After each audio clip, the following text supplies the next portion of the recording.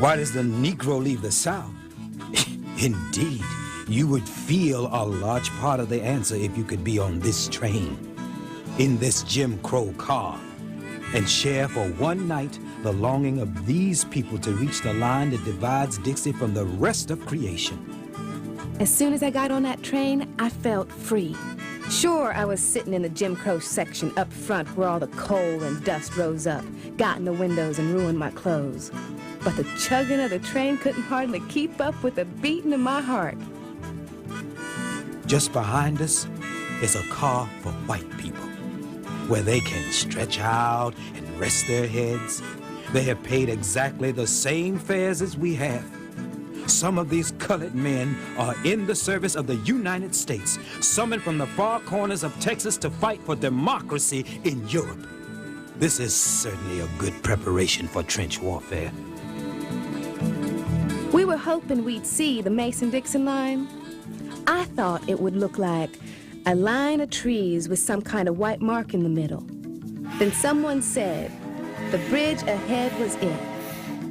We were north now.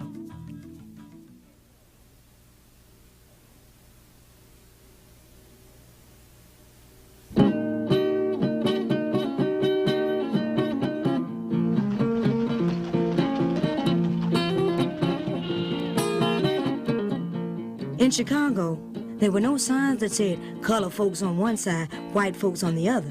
When we got off the train, everybody went through the same door to the same waiting room. There was no sneaking in the back way to Chicago. The station was beautiful, but noisy and frightening too.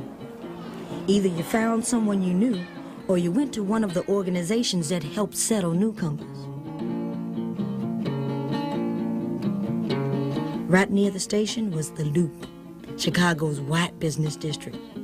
And if you went east, it was all Lake Michigan, so huge it could be an ocean.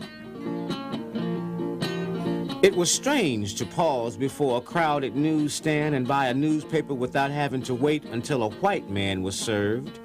And yet, because everything was so new, I began to grow tense again.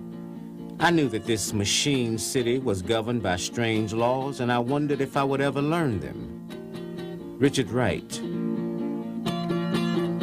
Dear Mama, when I got on the streetcar and saw colored people sitting by white people, I just held my breath. I thought any minute now they would start something. Nobody noticed. Now, you know I'm not crazy about mixing with white folks, but if I have to pay the same fare, I want the same accommodations. This is a real place for Negroes. I miss you terribly. Willa. To my dear friend, if I had the money, I'd go back south and dig up my father's and mother's bones and bring them up to this country. I am 45 years old, and these 6 weeks I have spent here are the first weeks in my life of peace and comfort. And if I can't get along here, I mean to keep on going. But no matter what, I'll never go back.